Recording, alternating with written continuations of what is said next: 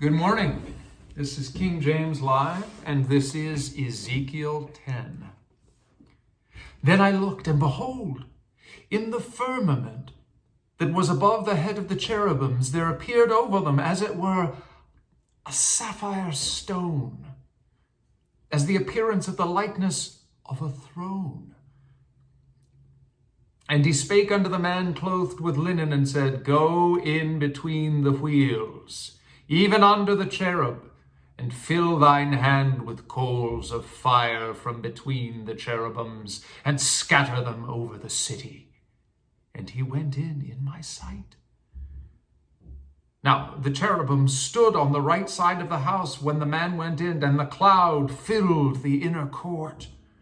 Then the glory of the Lord went up from the cherubim and stood over the threshold of the house, and the house was filled with the cloud, and the court full of the brightness of the Lord's glory.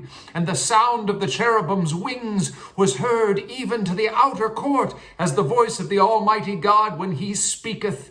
And it came to pass that when he had commanded the man clothed with linen, saying, Take fire from between the wheels, from between the cherubims, then he went in and stood beside the wheels.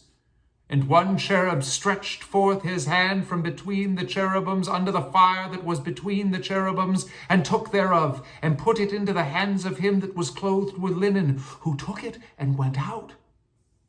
And there appeared in the cherubims the form of a man's hand under their wings.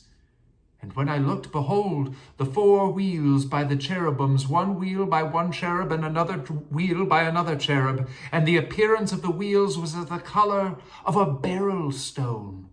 And as for their appearances, they four had one likeness, as if a wheel had been in the midst of a wheel.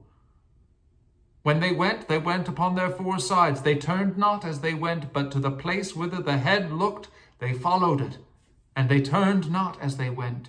And their whole body, and their backs, and their hands, and their wings, and the wheels were full of eyes round about, even the wheels that they four had. As for the wheels, it was cried unto them in my hearing, O wheel. And every one had four faces. The first face was the face of a cherub, and the second the face was the face of a man, and the third the face of a lion, and the fourth the face of an eagle. And the cherubims were lifted up. This is the living creature that I saw by the river of Chebar. And when the cherubims went, the wheels went by them. And when the cherubims lifted up their wings to mount up from the earth, the same wheels also turned not from beside them. When they stood, these stood. And when they were lifted up, these lifted up themselves also, for the spirit of the living creature was in them. Then the glory of the Lord departed from off the threshold of the house, and stood over the cherubims. And the cherubims lifted up their wings, and mounted up from the earth in my sight. When they went out, the wheels also were beside them, and every one stood at the door of the east gate of the Lord's house. And the glory of the God of Israel was over them above.